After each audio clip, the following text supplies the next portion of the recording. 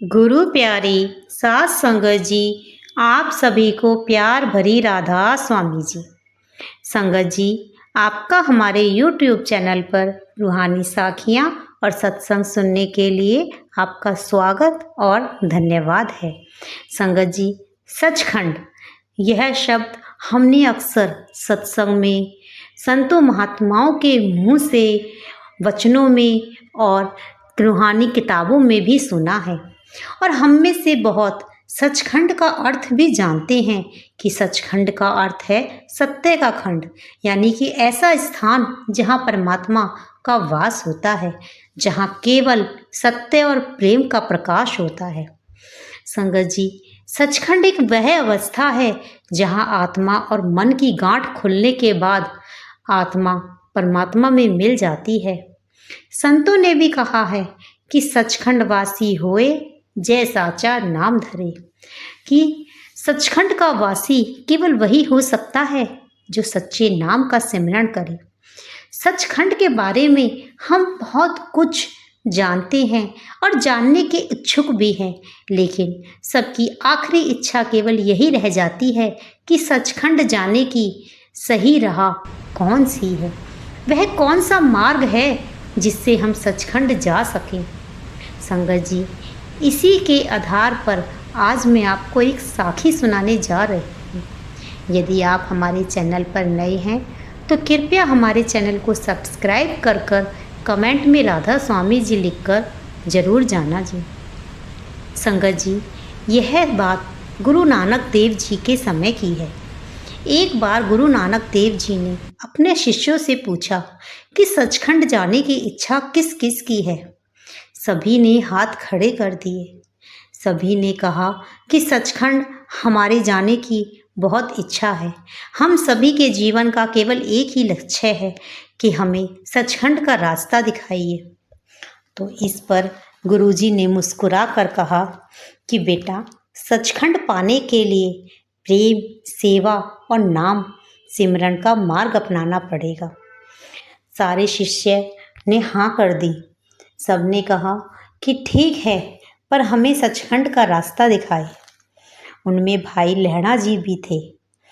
संगत सतगुरु ने अपने शिष्यों के साथ परीक्षा लेनी शुरू कर दी। पहली परीक्षा सच्ची सेवा की ली। एक बार गुरुजी कुएं के पास से गुजर रहे थे, तभी उनसे एक लकड़ी कुएं में जा गिरी। उन्होंने अपने शिष्यों से कहा कि इस लकड़ी को निकालना है।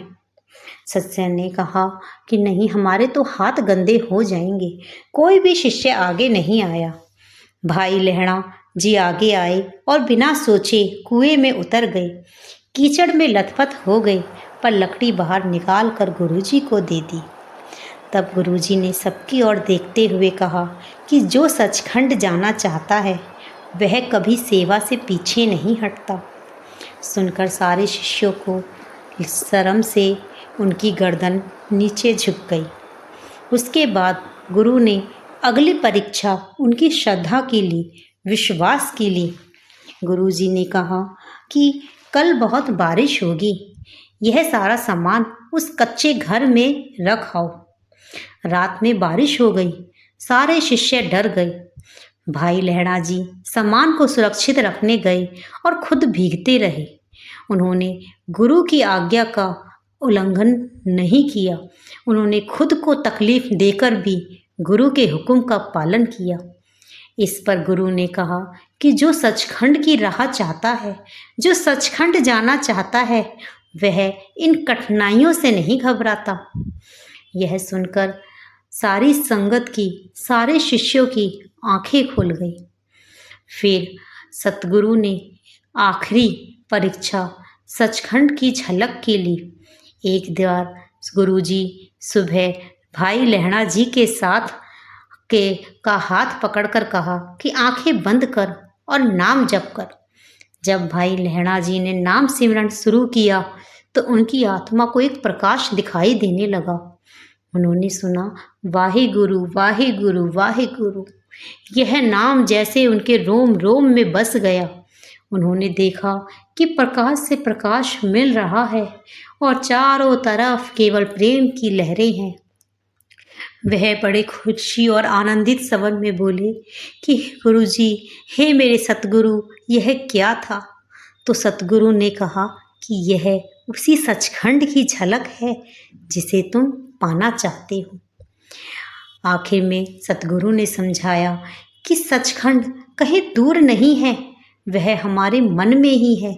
जब हमारे मन से अहंकार हटता है, प्रेम और सत्य का वो प्रकट होता है, तो हम सचखंड की राह पर अपने आप चलने लगते हैं। हमारी हर छोटी से छोटी सेवा भी सचखंड के रास्ते की सीढ़ी है।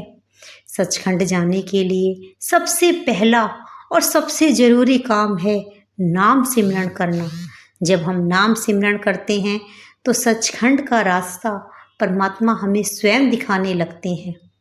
संगत जी, इसीलिए कहा गया है कि नाम बिना सब झूठ है, नाम ही सच्चा धाम, नाम की नाव में बैठ कर पार उतरे हरि नाम। संगत जी, हमें प्रभु से केवल यही प्रार्थना करनी चाहिए कि हे प्रभु, हमें राम रस की इतनी शक्ति दो, हमें नाम जपने की इतनी ताकत दो कि हम सचखंड के वासी बन सकें। हमें सचखंड की ओर की राह दिखाओ। संगत जी, यदि आप सभी को मेरी वीडियो पसंद आई हो तो कृपया कमेंट में राधा स्वामी जी लिखकर जरूर जाना जी। राधा स्वामी।